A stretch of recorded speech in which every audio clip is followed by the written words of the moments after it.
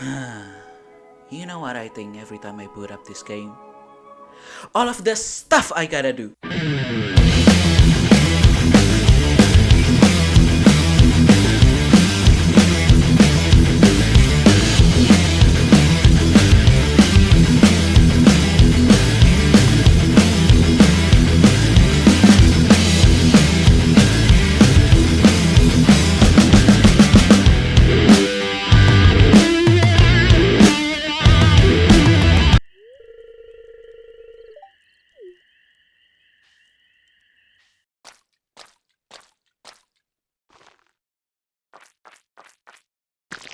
What the fuck?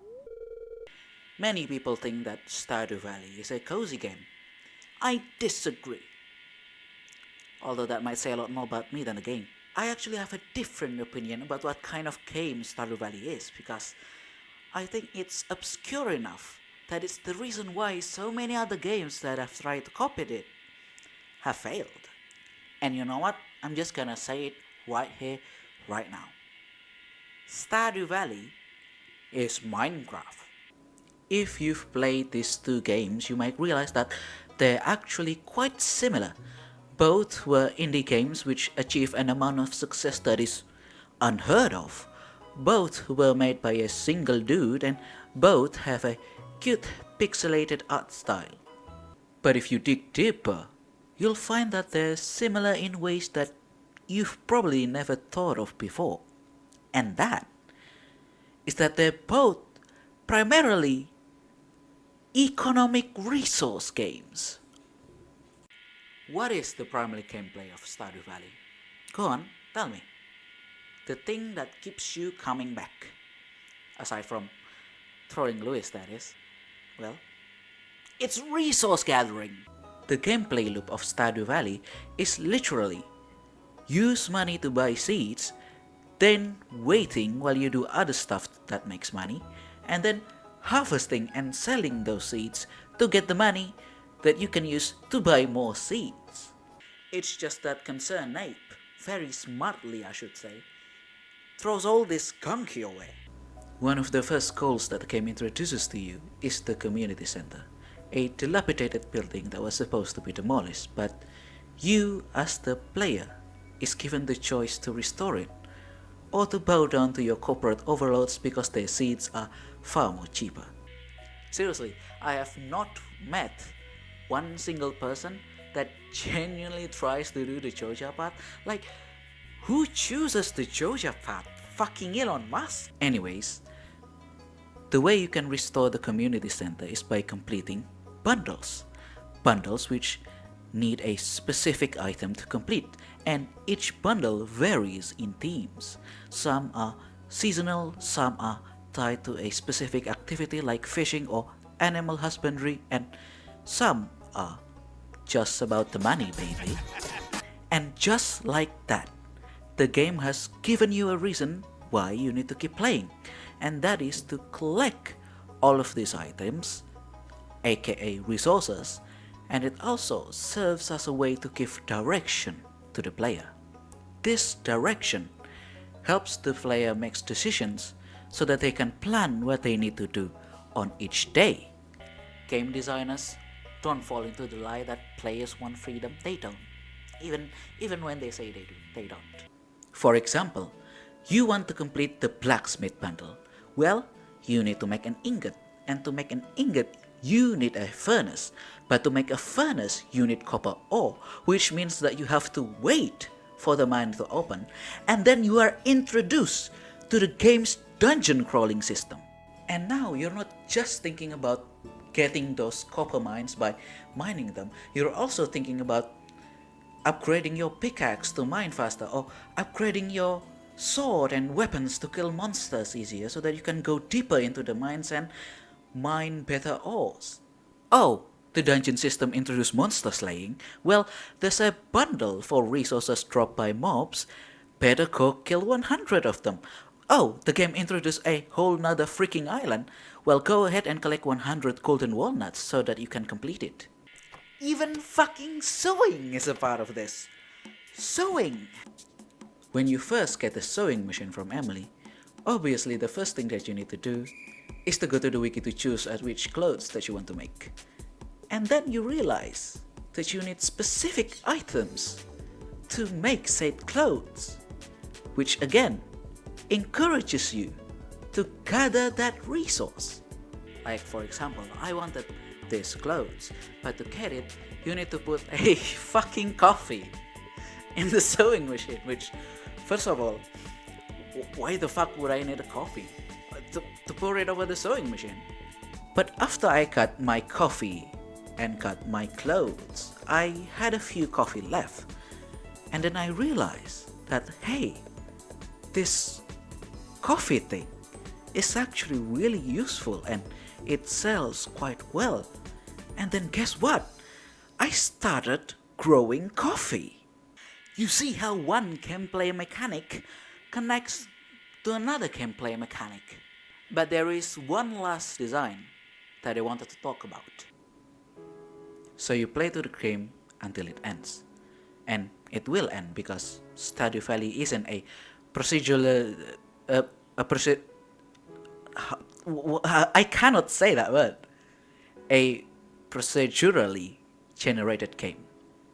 And so, when you step into that hole, that final hole in the mines, and you find yourself in its deepest reaches, there you see a singular chest, the culmination of all of your hard work to reach to this point.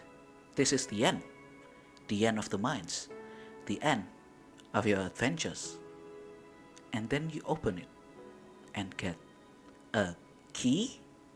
Huh, that's weird. I wonder what it opens. Whoa! More mines? But better, harder, and infinitely more rewarding? In this game, when you finish the game, the reward is more game. I'm not gonna lie, the first time I played this game, I thought completing the community center would be the end of it. Because completing it feels like the culmination of the message that the game wants to say, which is that community and human connection triumphs capital. That the soulless corporatism of the modern world can be defeated by community. But no, once you finish it, you get a movie theater, which is, that's quite nice. And also an entire fucking island? That's right. That island that I was talking about, it's endgame content.